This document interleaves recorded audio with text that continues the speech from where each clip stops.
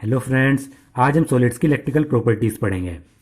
Solid exhibit an amazing range of electrical conductivities extending over 27 orders of magnitude ranging from 10 to the power -20 to 10 to the power 7 per ohm per metre. जो solids होते हैं उनमें electrical conductivities बहुत ज़्यादा range में present होती है, जो लगभग मैग्नीट्यूड में 27 ऑर्डर यानी 27 ऑर्डर तक एक्सटेंड कर सकती है। कहने का मतलब है 10 की पावर -20 से 10 की पावर 7 तक रेंज होती है इनकी पर ओम पर मीटर। ये कंडक्टिविटी की रेंज दी गई है। उनमें जो कंडक्टिविटी है वो 10 टू द पावर -20 पर ओम पर मीटर भी हो सकती है, 10 to the power 7 per ohm per metre भी हो सकती है, या फिर इनके बीच में भी हो सकती है। Solid can be classified into 3 types on the basis of the conductivities. Conductivities के आधार पर सॉलिड को 3 टाइप्स में क्लासिफाई किया गया है: कंडक्टर, इंसुलेटर और सेमीकंडक्टर। पहला है conductor. The solid with conductivities ranging between 10 to the power 4, ये आप देख सकते हैं, ये 10 टू द पावर 4 है। 10 to the power 4 to 10 to the power 7 per ohm per metre are called conductor. तो मैं सॉलिड जिनकी कंडक्टिविटीज 10 टू द पावर 4 से 10 to the power 7 per ohm per metre के बीच में आती है, उन्हें हम कहते हैं conductors. Metals have conductivities in the order of 10 to the power 7 per ohm per metre are good conductor. जिन मेटल की conductivities 10 to the power 7 order की होती है वो सबसे बेस्ट कंडक्टर होते हैं। इस टॉपिक में हमें इनकी कंडक्टर्स की जो रेंज है वो याद रखनी है, रेंज इसमें इंपॉर्टेंट है। दूसरा है insulators. These are the solid with very low conductivities ranging between 10 to the power -20 to 10 to the power -10 पर ओम पर मीटर। इंसुलेटर में सॉलिड्स होते हैं जिनकी कंडक्टिविटीज बहुत ही लो होती है, बहुत ही कम होती है, और इनकी कंडक्टिविटी की रेंज है 10 की पावर -20 से 10 की पावर -10 पर ओम पर मीटर। तीसरा है semi conductors. These are the solid with conductivities in the intermediate range from 10 to the power -6 to 10 to the power 4 पर ओम पर मीटर। जो सेमीकंडक्टर में सॉलिड्स होते हैं जिनकी कंडक्टिविटीज कंडक्टर्स और इंसुलेटर के बीच में होती है, इंटरमीडिएट रेंज की होती है, 10 की पावर -6 से 10 की पावर 4 पर ओम पर मीटर। रेंज हमें याद रखनी है, इंपॉर्टेंट है इसमें। अब पहला टॉपिक है इसमें conduction of electricity in metals. Metals में इलेक्ट्रिसिटी किस तरीके से कंडक्ट होती है इसका मैकेनिज्म हम पढ़ेंगे। ए कंडक्टर में conduct electricity through movement of electrons और आयंस। कोई भी कंडक्टर है वो इलेक्ट्रिसिटी को कब कंडक्ट करेगा? जब उसमें इलेक्ट्रॉन का या फिर आयंस का मूवमेंट होगा, क्योंकि जो इलेक्ट्रॉन्स या फिर आयंस जो होते हैं वही रेस्पॉन्सिबल होते हैं इलेक्ट्रिसिटी के कंडक्शन के लिए। Metallic conductor belong to the former category and electrolytes to the latter. जो मेटेलिक कंडक्टर होते हैं उनमें तो इलेक्ट्रॉन्स का मूवमेंट होता है, जबकि जो इलेक्ट्रोलाइट्स होते हैं उनमें आयंस के मूवमेंट से इलेक्ट्रिसिटी कंडक्ट होती है। Metals conduct electricity in solid as well as molten state. जो मेटल्स होंगे वो सॉलिड स्टेट में भी, मोल्टन स्टेट में भी, दोनों ही स्टेट में इलेक्ट्रिसिटी को कंडक्ट करेंगे। The conductivity of metals depend upon the number of valence electron available पर एटम। और किसी भी मेटल की जो कंडक्टिविटी होती है वो डिपेंड करती है कि उसके हर एक एटम में वैलेंस इलेक्ट्रॉन कितने हैं। जब हम किसी भी एलिमेंट की इलेक्ट्रॉनिक कॉन्फ़िगरेशन करते हैं तो उसमें आउटर मोस्ट शेल में जितने इलेक्ट्रॉन आते हैं उन्हें कहते हैं हम वैलेंस इलेक्ट्रॉन। तो कंडक्टिविटी मेटल्स की वैलेंस इलेक्ट्रॉन पर डिपेंड करती है, हमें याद रखना है। The atomic orbitals of metal atom form molecular orbital which are so close in energy to each other as to form a band. जो मेटल के जो एटॉमिक ऑर्बिटल्स होते हैं वो मॉलिक्यूलर ऑर्बिटल्स बना लेते हैं, और इन मॉलिक्यूलर ऑर्बिटल्स की एनर्जी इतनी सेम होती है, इतनी क्लोज होती है कि ये एक बैंड बना लेते हैं एसोसिएट होकर। जैसे कोई मेटल है, उसका एक एटम है, उसकी ऑर्बिटल को हम कहेंगे एटॉमिक ऑर्बिटल, और मेटल में इतने सारे एटम होते हैं, उनकी ऑर्बिटल्स मिलकर मॉलिक्यूलर ऑर्बिटल बनाएंगी जो एक बैंड की तरह दिखाई देती है, जो बैंड बना लेते हैं। If this band is partially filled और it overlaps with a higher energy unoccupied conduction band then electrons can flow easily under an applied electric field and the metal show conductivity.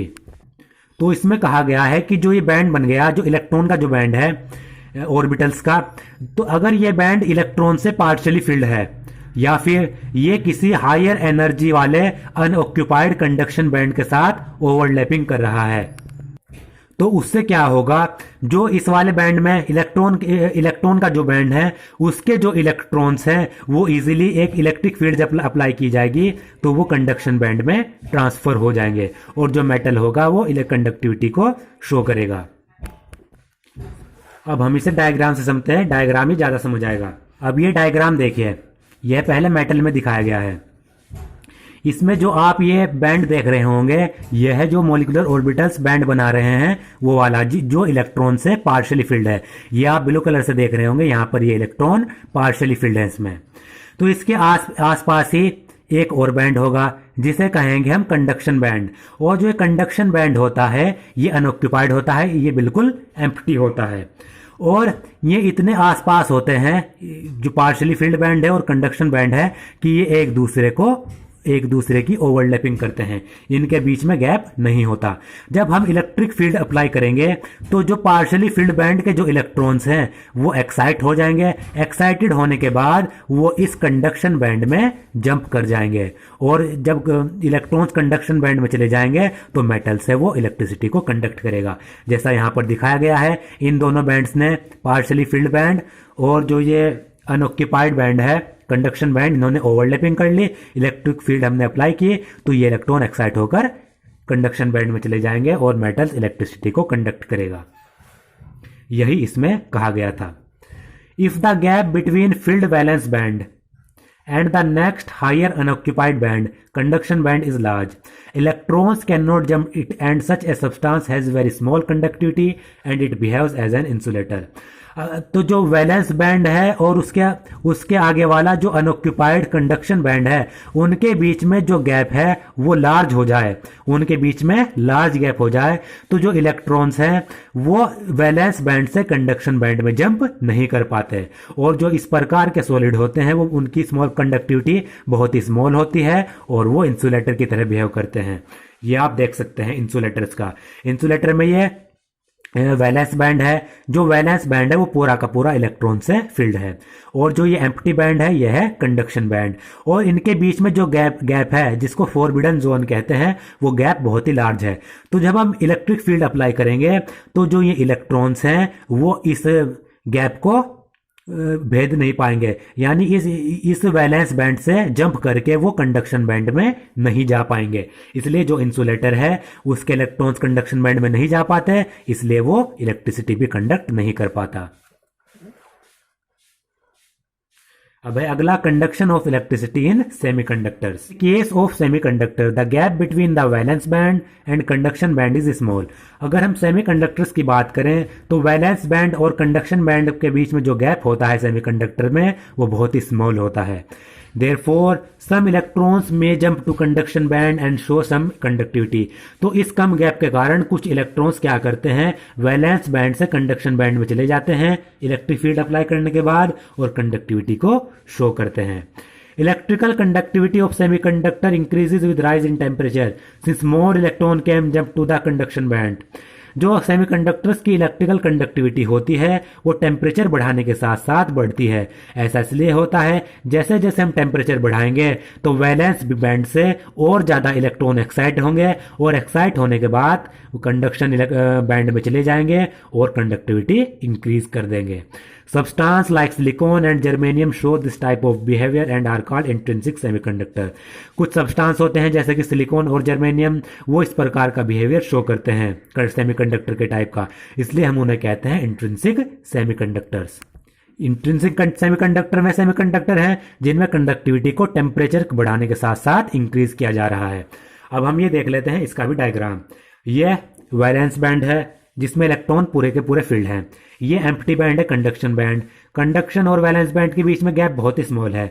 हमने electric field apply की, इसके electron excite हुए, इसके कुछ electron excite होंगे, पूरे के पूरे नहीं होंगे। जैसे मेटल में तो बहुत ज़्यादा इलेक्ट्रॉन एक्साइट हो रहे थे, लेकिन सेमीकंडक्टर में जो इलेक्ट्रॉन्स होते हैं कुछ इलेक्ट्रॉन एक्साइट होंगे। एक्साइट होने के बाद इस गैप को जंप करके कंडक्शन बैंड में चले जाएंगे और थोड़ी बहुत कंडक्टिविटी शो करेंगे।